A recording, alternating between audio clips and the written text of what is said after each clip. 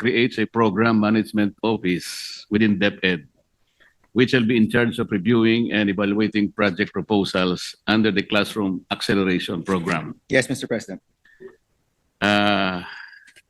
Medyo mahaba ito, Mr. President. I'll skip reading Section 7, which is about submission and review of project proposals, composing of about 5 or 4 paragraphs. Question, Mr. President, what is the timeline for PMO's approval? Mr. President, we didn't put a timeline. Ang nilagay ho namin ay immediately, if I'm not mistaken, Mr. President. So the understanding there, Mr. President, is as soon as the law is passed, pwede na po sila magsimula na tumanggap ng mga proposals mula po sa mga LGUs at mga CSOs. If the gentleman from Tarlac would wish to include a specific timeline here, Mr. President, we would welcome that in the period of amendments. So does it suggest immediate application or implementation, Mr. President? Mr. President, that's the intention. Let me just review the language. Kapag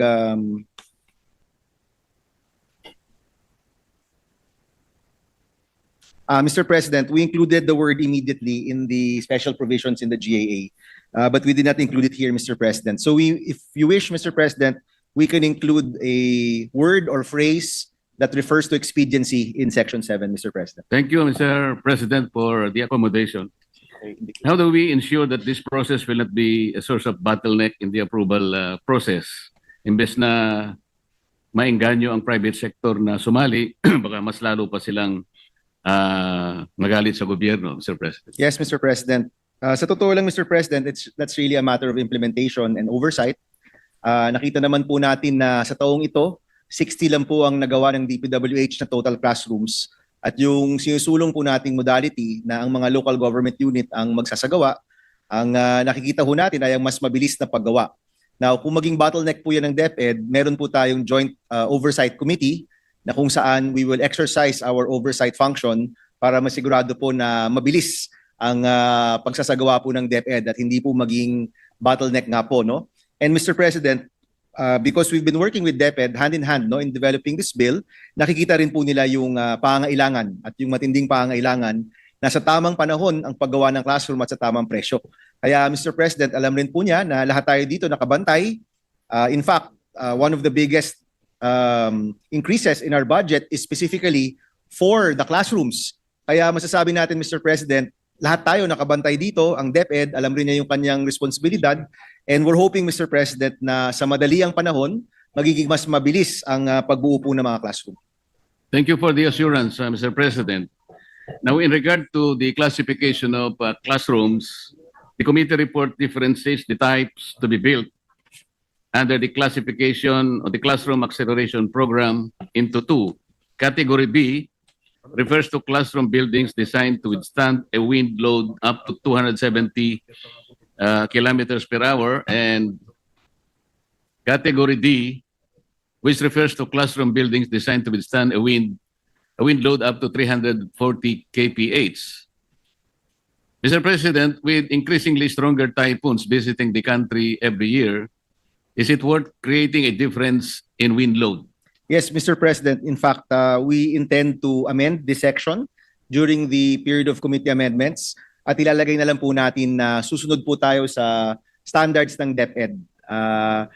Currently, Mr. President, itong Category B at Category D ang ginagamit ng DepEd na batayan para po sa mga classrooms. But just a few weeks ago, nagkaroon po ng classroom summit ng DepEd at nabanggit na rin po doon yung presyo at yung standards, and we will just be adopting that, Mr. President. So ito pong Section 10 will be simplified at intention po namin na gawing mas simple po itong Section 10, Mr. President. So mawawala rin po itong Category B and D. Ilalagay na lang po natin to follow the standards of the Department of Education that they can update every year, Mr. President.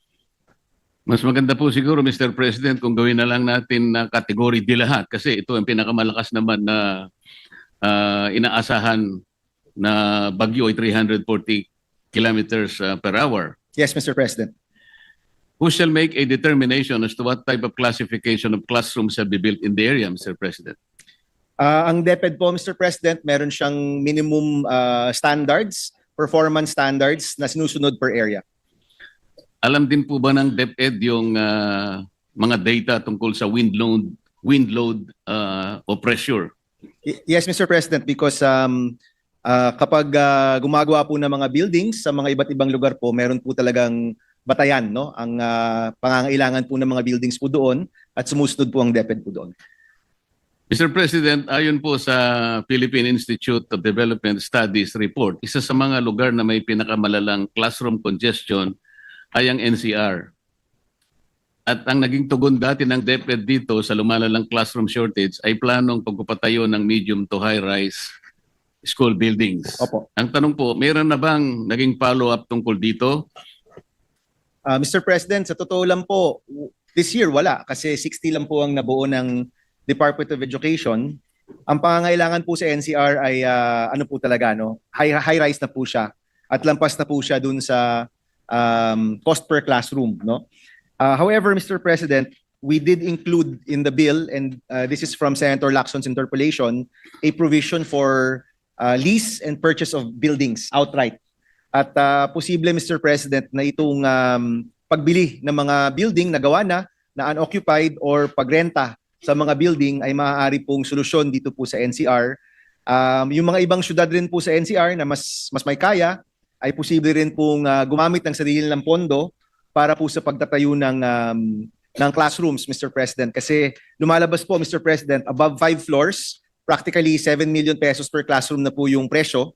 At kadalasan po, yung mga LGU dito po sa Metro Manila, sila na po mismo yung nagbabayad para dito po sa mataas na presyo habang yung DepEd po na lang yung tumutulong po sa kanila dito po sa mga pangangailangan po nila sa classroom.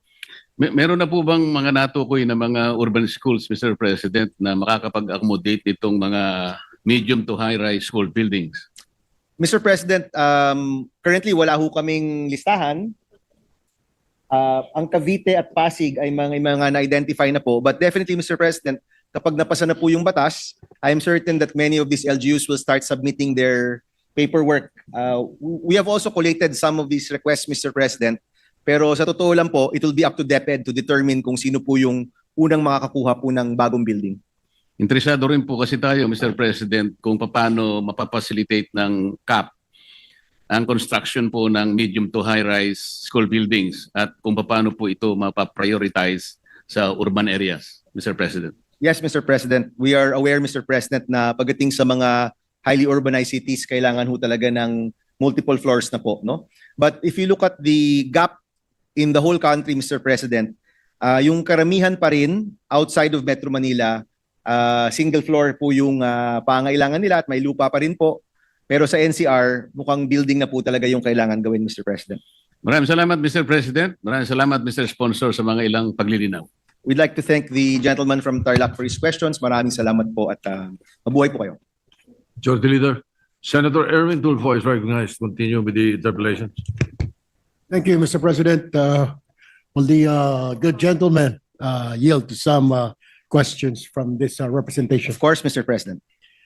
Mr. President, ang tanong ko lang po, ilan po ba, may bilang po ba tayo kung ilang classrooms pa ang kulang sa elementary at high school? Meron na po ba tayong figure o numero? Mr. President, according to EDCOM 2, that number is at 166,000 classrooms. Pero ang numero pong ito sa Kutubgo ay mababa pa. Kasi marami pa pong condemned, marami pa pong nasira dahil sa mga earthquake at typhoons. So posibleng lumalaki po ito habang ang classroom production po natin per year ay napakababa in the last 3 years. So ang ginagamit po nating batayan ay 166,000. Pero sa totoo lang po, Mr. President, ang Kutubgo ay di hamak mataas pa po ito. Meron po bang breakdown kung ilan pong classrooms ang kailangan sa elementary, ilan po ang kailangan sa high school, Mr. President? Mr. President, wala kaming breakdown by grade level, pero by area or by region, meron po tayong breakdown, Mr. President. Nakita ko rin po, Mr. President, na sa panukalang batas po ng ating pong kasama, ay ito po ay authorizing the LGUs, the local government, to construct. Ang tanong po natin dyan, Mr. President, maganda po yan, saan po kaya kukunin ng mga LGUs natin ang pagpapagawa ng mga eskwelahan? Because each LGU has their own priorities, Mr. President. Yes, Mr. President. Because of this bill, Mr. President, pag naging batas na, pwede na pong ma-access ang Basic Education Facilities Fund ng Department of Education, Mr. President, na pinondohan po natin up to 65 billion pesos. So sa pag-uusap po namin kay Secretary Angara, nakikita po niya na maybe up to 60 to 70% of that budget will be provided to LGUs. At yung pinaka-intention po natin, Mr. President, sa tamang panahon, dahil sabay-sabay gagawa, at sa tamang presyo, dahil may price cap or may price ceiling rin po sa ating batas dun po sa presyo ng mga classroom. Mr. President, isa pa pong tanong natin ay kung ito po bang mga classrooms na ito, standard po ba, may susunding standard o uniformity sa bawat bayan? Kung ito ay elementary, para sa elementarya, kung ito po ba ay para sa high school, meron po bang standard at anong standard po ang susundin? Mr. President, meron pong tinatawag na MPSS ang DepEd or Minimum Performance Standards and Specifications. Roughly, Mr. President, 7 by 9 meters po ang classroom na iyan. Meron pong mga standards pagdating sa wind, yung kakayanan na makapag-withstand ng malalakas na hangin. Meron po yan pagdating sa earthquake. The bill, of course, Mr. President, hindi po niya ginagalaw yon. So lahat po ng gagawin dito, kailangan pasok sa MPSS ng Department of Education.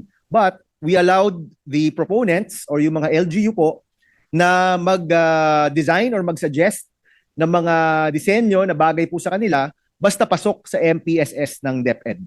Isa pa pong katanungan, Mr. President, kasi sanay na po ang pamahalaan natin magtayo po ng mga classrooms. And yet, yung CR parang nasa ibang building. Meron pong ginagawa ang PAGCOR ngayon. Meron po silang program na kasama na po per floor, may CR po yung pambabae, may CR po yung palalaki, second floor, ganun din po. Ganun din ho ba yun po yung hinahanap ko na kung meron na bang ganitong standard kasi yung usual na bigay o gawa ng DepEd, wala pong CR at nakahiwalay po talaga yung building ng CR ng babae at lalaki. Mr. President, alam ko po, Mr. President, na malaking bagay po to sa inyo at nabanggit niyo po to during our first hearing. Kaya sinigurado po namin, Mr. President, na sa bawat palapag ng mga building na gagawin po ng DepEd, meron pong CR po doon.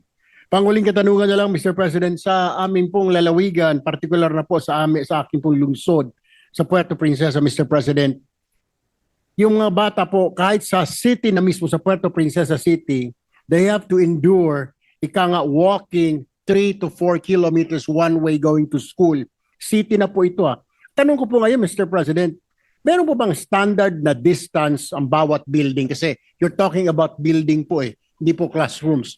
Na kung kunwari, sa isang barangay, meron pong building na po ng elementary.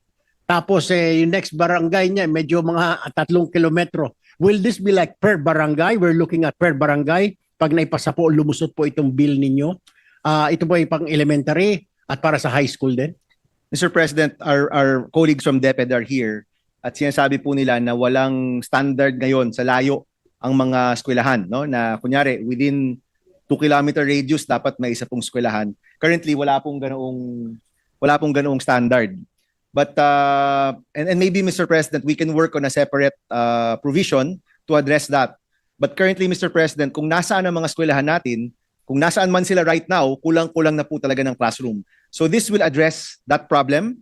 Pero yung problema po ng pagtatayo ng mga classroom na mas madami, ng eskwelahan na mas madami at mas malalapit, we have to probably have another measure, Mr. President. Tama po, Mr. President, kasi nung dumalo po tayo sa Romblon, ito po yung problema ng gobernador nila roon, na yung mga tao na nakatira sa maliit na isla, dahil doon ang hanap buhay ng kanilang mga magulang, kailangan po sumakay ng pump boat for 30 minutes para pumunta doon sa main island para mga pag-aral lang. Elementary, kindergarten, hanggang high school. Yes, Tapos Mr. pabalik President. na naman sa hapon. So kung masama ang panahon, minsan wala ho silang pasok. Kaya siguro, ang suggestion lang po, ewan ko kung kasama na po sa batas na yan, na kung maaari po pati yung mga island na mga barangay, malagyan din ho para hindi na ho nalalagay sa alanganin o peligro. yung mga Meron bata. pong provision, Mr. President, for GIDA schools, geographically isolated and disadvantaged areas, no? So sa mga eskwelahan po sa mga malalayong lugar, may priority po sila na gawan po ng classroom. Pero yung lugar na walang eskwelahan, yun hindi po yun covered ng bill po na ito. Maybe we can tackle that in a separate measure, Mr. President. But if there is an isolated school meron na pong eskwelahan, isa po siya sa mga priority areas po ng ating batas. Are we talking here, Mr. President, pang elementarya lamang o kasama na po dito yung mga high school na classrooms, Mr. President? Kasama po, Mr. President. Maraming salamat po, Mr. President. Yun lamang po, I support this bill, Mr. President. Thank you, Mr. President. Thank you very much. We would like to recognize now our distinguished colleague, Senator Robin Hood Padilla. Maraming salamat po, Ginoong Pangulo. Meron po sana akong konting katanungan sa ating Of course. pong idol sa education, Senator Bam Aquino. Sir President, it would be my honor to answer questions from the gentleman from Camarines Norte. He has always been supportive of all of our measures, Mr. President. Maraming salamat po. Ito pong mga katanungan na ito ay pagsuporta po sa inyong panukala.